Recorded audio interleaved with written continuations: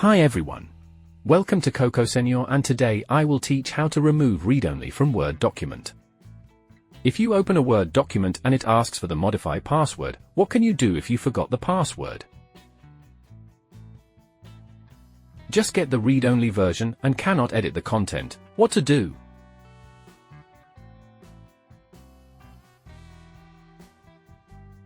Cocosenor Word Unprotect Tuner can help you remove the restrict editing password from Word files in simple clicks. After that, you can edit the content in your way even you do not have the restricting password. Download and install the software in your computer.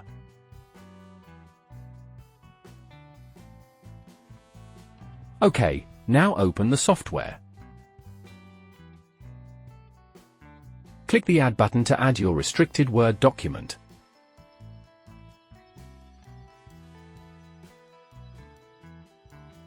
Well, click the Remove Password button.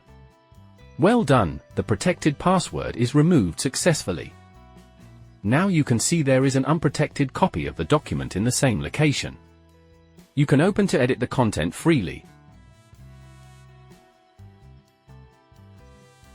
That's all. Thanks for watching.